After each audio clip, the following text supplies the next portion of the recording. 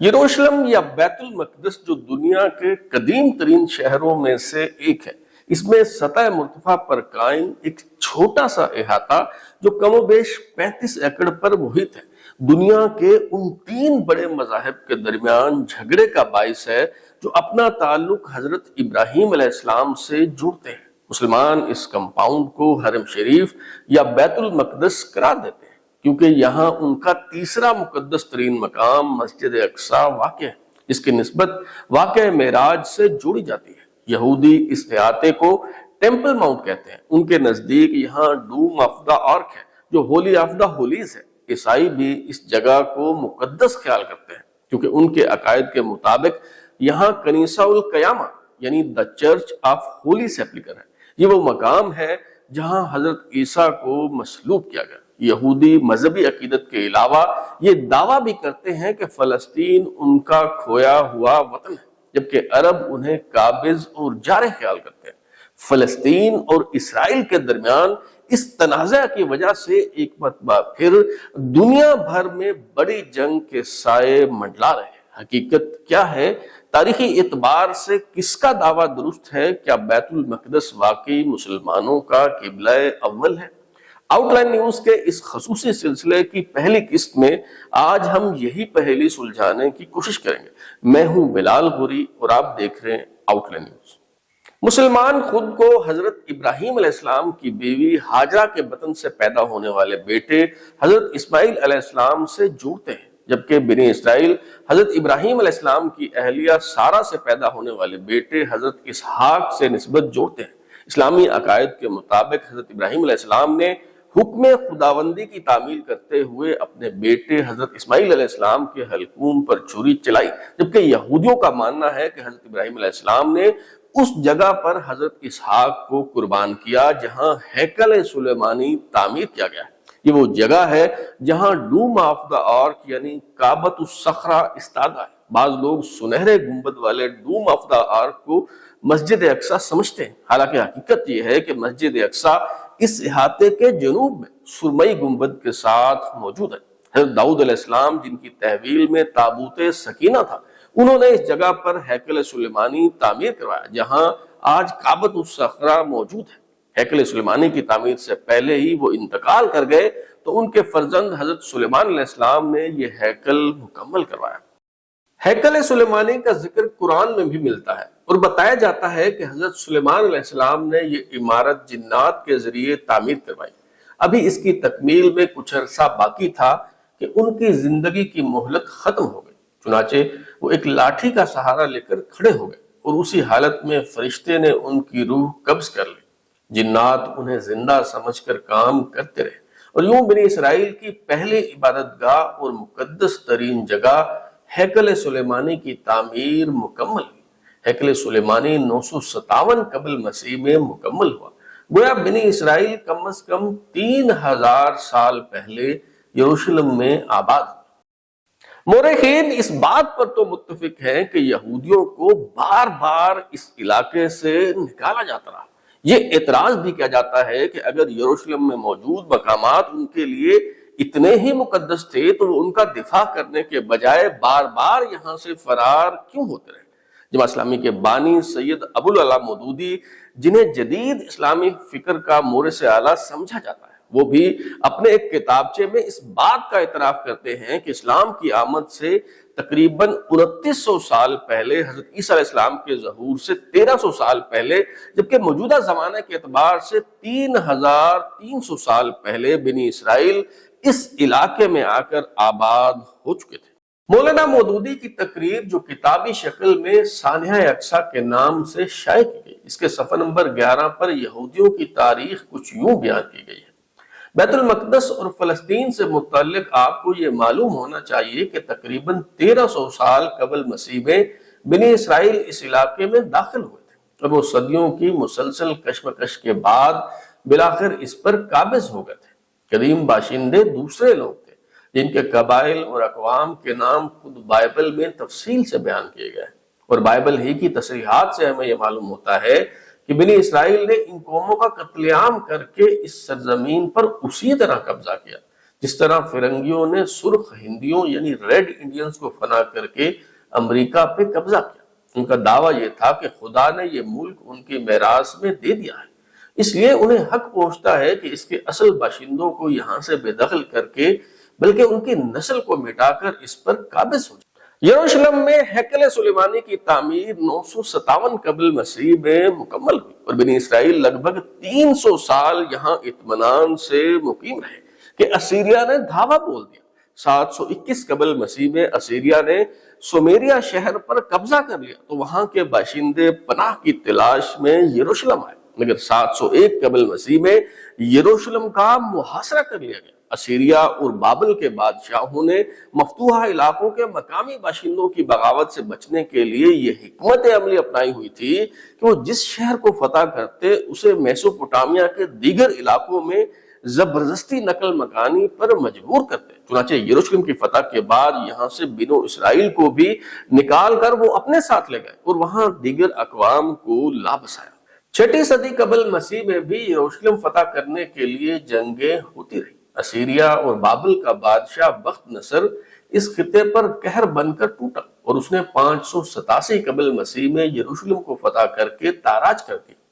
10ویں صدی قبل مسیح میں تعمیر کیے گئے ہیکل سلیمانی کو نیست و نابود کر دیا گیا۔ وہاں موجود الہامی کتابوں کے نسخے جلا دیے گئے۔ بخت نصر ہزاروں یہودیوں کو قیدی بنا کر اپنے ساتھ بابل یعنی موجودہ عراق لے گیا۔ یروشلم میں یہودیوں کا داخلہ ممنوع قرار دے دیا گیا۔ 539 قبل مسیح میں سائرس اعظم نے یروشلم پر فتح حاصل کی تو یہودیوں نے سکھ کا سانس لیا اور 516 قبل مسیح میں یہودیوں کو اس سرزمین میں واپس آنے کی اجازت ملی۔ اسی برس یعنی 516 قبل مسیح کو یروشلم واپس آنے والے یہودیوں نے عین اس جگہ پر پھر سے ہیکل سلیمانی تعمیر کیا جہاں حضرت سلیمان علیہ السلام نے ہیکل تعمیر کروایا تھا۔ اسے سیکنڈ ٹیمپل یعنی دوسرا ہیکل سلیمانی کہا جاتا ہے۔ ہیکل سلیمانی تو تعمیر ہو گیا مگر اس میں رکھنے کے لیے تابوت سکینہ موجود نہیں تھا کیونکہ اسے تو بخت نصر نے تباہ و برباد کر دیا تھا۔ 322 قبل مسیح میں الیگزینڈر دا گریٹ نے یروشلم کو فتح کیا۔ 141 قبل مسیح میں یروشلم شہر مغربی پہاڑی تک وسعت اختیار کر لیتا ہے۔ اس دوران کئی حکومتیں بدلتی رہتی مگر شہر پر یہودی مذہبی پیشواؤں کی اجارہ داری برقرار رہتی۔ یہاں تک کہ 63 قبل مسیح میں رومن جنرل پومپے یروشلم کو فتح کر لیتا ہے۔ 37 قبل مسیح میں بادشاہ ہیرڈ دوسرے ہیکل سلیمانی کی تعمیر نو کرتا ہے، اس کے گرد دیوار بنائی جاتی ہے۔ اس کشمکش کے دوران 1 BC یعنی 1 قبل مسیح میں آخری اسرائیلی نبی اور رسول جیسس کرسٹ کا ظہور ہوا جنہیں مسلمان حضرت عیسیٰ علیہ السلام کہتے ہیں۔ 33 AD یعنی 33 عیسوی کو حضرت عیسیٰ علیہ السلام کو مسلوب کر دیا گیا۔ 70 عیسوی میں یہودیوں نے رومیوں کے خلاف بغاوت کی تو رومی جنرل نائٹس بخت نصر کی طرح ان پر عذاب بن کر نازل ہو گئے۔ ایک دن میں 1,33,000 یہودیوں کو قتل کیا گیا۔ ہیکل سلیمانی جسے 516 قبل مسیح میں تعمیر کیا گیا تھا اسے زمین بوس کر دیا گیا۔ بچے کھچے یہودی ایک بار پھر یہاں سے نقل مکانی پر مجبور ہوئے۔ 135 عیسوی میں یروشلم کو ایک بار پھر رومی شہر کے طور پر تعمیر کیا گیا اور یہاں دیگر اقوام کو لا بسایا گیا۔ اہل روم یہودیوں اور عیسائیوں دونوں کے خلاف تھے اور یہ دونوں بھی ایک دوسرے کے جانی دشمن تھے، مگر 300 عیسوی میں روم کے عظیم فرمانروا قسطنطین اعظم نے عیسائی مذہب قبول کر لیا۔ اب چونکہ یروشلم پر عیسائیت کی اجارہ داری تھی اس لیے 335 عیسوی میں یہاں کنیسہ القیامہ یعنی دا چرچ آف ہولی سیپلکر تعمیر کیا گیا۔ مسیحی عقائد کے مطابق یہ وہ مقام ہے جہاں حضرت عیسیٰ علیہ السلام کو مصلوب کیا گیا۔ یہ یہودیوں کے لیے ابتلاء و آزمائش کا دور تھا، ان سے جانوروں سے بھی بدتر سلوک کیا جانے لگا۔ 614 عیسوی میں پرشینز نے یروشلم پر قبضہ کر لیا مگر چند برس بعد ہی 629 عیسوی میں بازنطینی عیسائیوں نے ایک بار پھر اس شہر کو فتح کر لیا۔ یہ اسلام کے ظہور کا زمانہ ہے اور مسلمان فاتحین جن میں حضرت ابو عبیدہ بن الجراح، حضرت عمرو بن العاص اور حضرت خالد بن ولید سر فہرست ہیں، وہ برق رفتاری سے علاقے فتح کرتے چلے جا رہے ہیں۔ 668 عیسوی میں اسلامی فوجیں یروشلم کا محاصرہ کر لیتی ہیں۔ مقامی باشندے مشروط طور پر سرنڈر کرنے پر رضامند ہو گئے۔ مطالبہ کیا گیا کہ مسلمانوں کے خلیفہ حضرت عمر رضی اللہ عنہ خود آ کر صلح کے عہد نامے پر دستخط کریں اور سب کو امان کی یقین دہانی کروائیں تو وہ یروشلم کی کنجیاں ان کے حوالے کرنے کو تیار ہیں۔ بیت المقدس یا یروشلم، جسے تب ایلیا کہا جاتا تھا، ان کے جان و مال اور مذہبی آزادی کی ضمانت دے دی گئی تو حضرت عمر رضی اللہ تعالیٰ عنہ فاتح کی حیثیت سے شہر میں داخل ہو گئے۔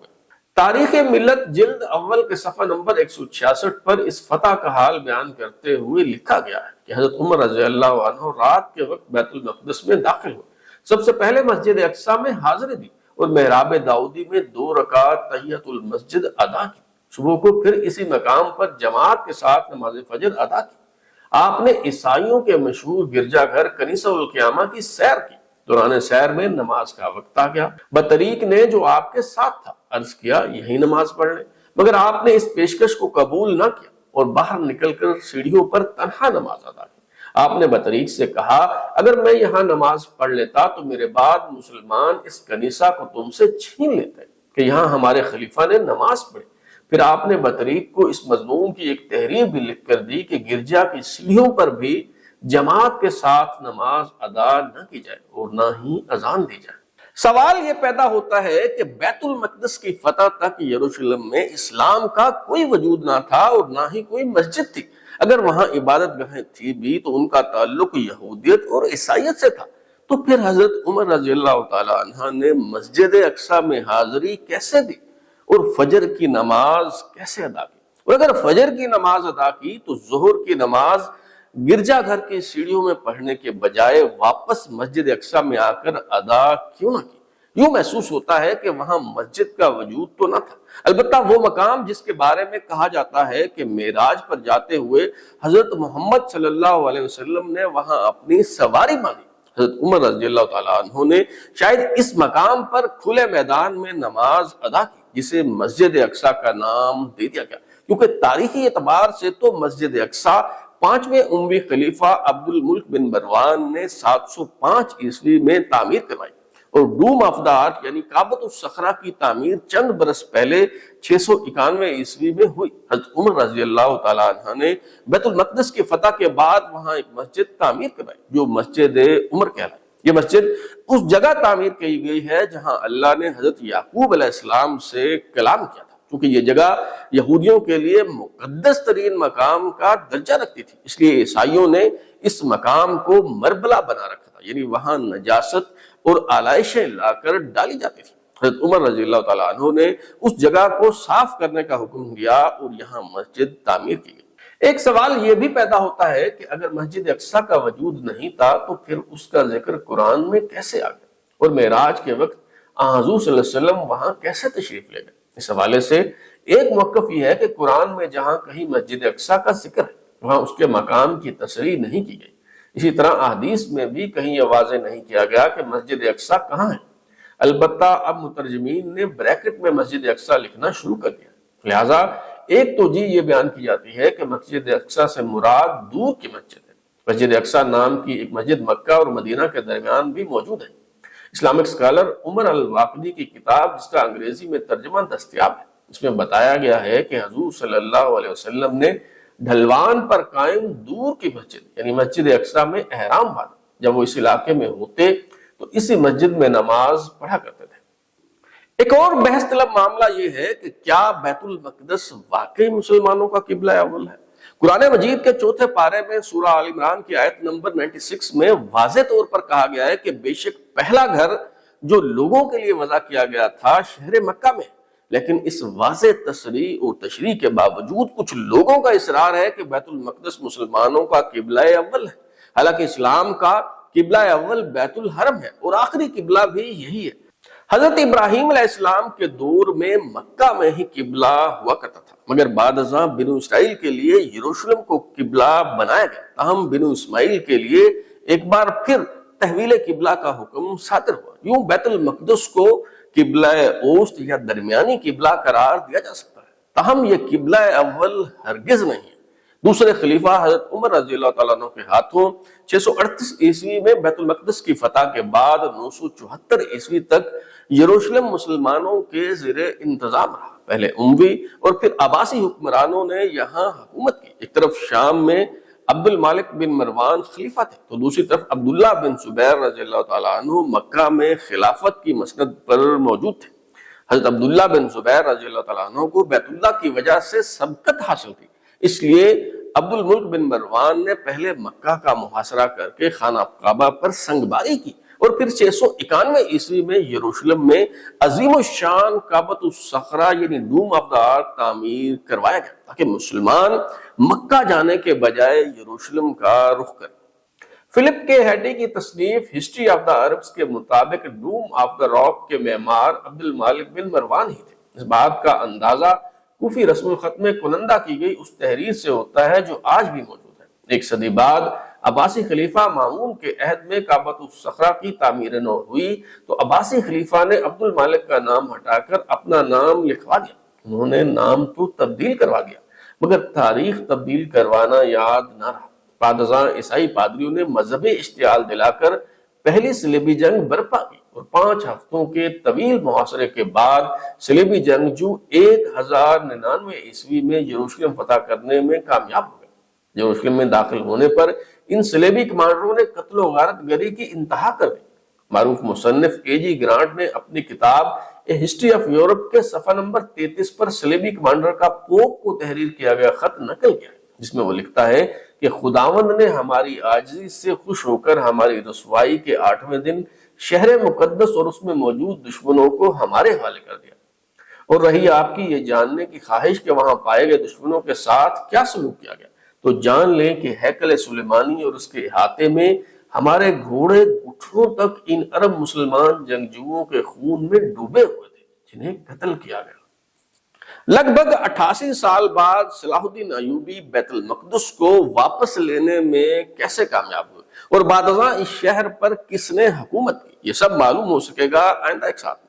فلسطین کی تاریخ بیان کرنے کا سلسلہ جاری ہے۔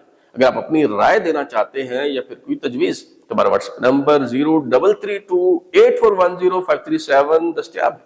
اپنا فیڈ بیک دیں، لائک کریں، سبسکرائب کرنے کے بعد بیل یعنی گھنٹی دبائیں اور دیکھتے رہیں ہمارا چینل آؤٹ لائن نیوز۔